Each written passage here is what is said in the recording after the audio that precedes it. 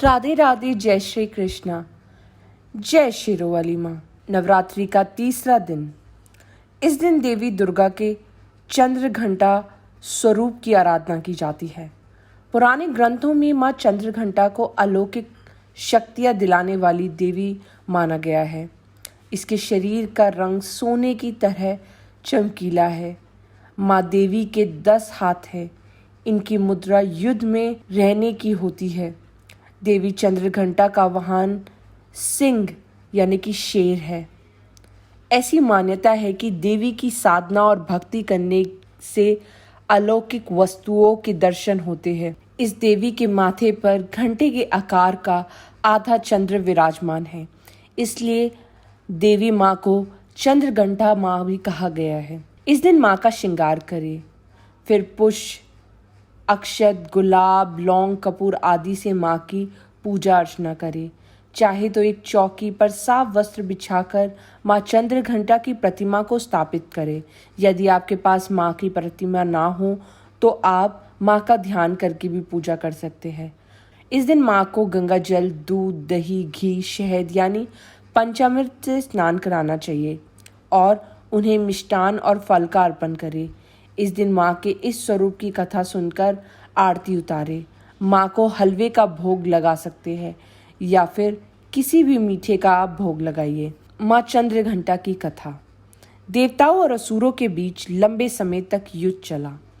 असुरों का स्वामी महिषासुर था और देवताओं के इंद्र महिषासुर ने देवताओं पर विजय प्राप्त कर इंद्र का सिंहासन हासिल कर लिया और स्वर्गलोक पर राज करने लगा।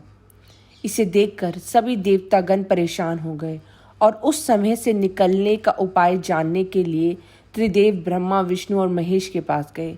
देवताओं ने बताया कि महिषासुर ने इंद्र, चंद्र, सूर्य, वायु और अन्य देवताओं के सभी अधिकार छीन लिए हैं और उन्हें बंधक बनाकर स्वयं स्वर्गलोक का राजा बन गया है।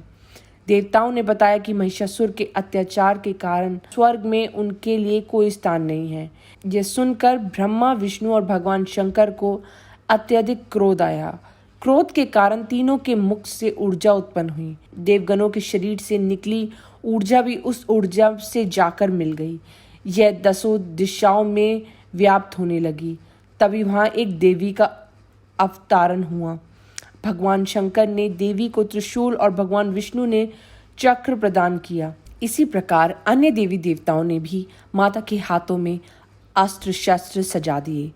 इंद्र ने भी अपना वज्र और ऐरावत हाथी से उतरकर एक घंटा दिया। सूर्य ने अपना तेज और तलवार दिया और सवारी के लिए शेर दिया। देवी अब महिषासुर से युद्ध के लिए पूरी तरह से तैयार थी। उनका विशालकाय रूप देखकर महिषासुर यह समझ गया कि अब उनका काल आ गया है। महिषासुर ने अपनी सेना को देवी पर हमला करने को कहा। अन्य दैत्य और दानवों के दल भी युद्ध में कूद पड़े। देवी ने एक ही झटके में उन दानवों का संहार कर दिया।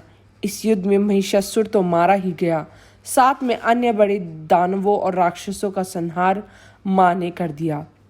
इस तरह माँ ने सभी देवताओं को असुरों से अभयदान दिलाया। तो बोलिए माँ चंद्रघंटा की जय। जय माँ शेरोवाली। आप भी तीसरे नवरात्रि के दिन माँ चंद्रघंटा की पूजा अवश्य करिए। जय माँ दुर्गा, जय शेरोवाली माँ।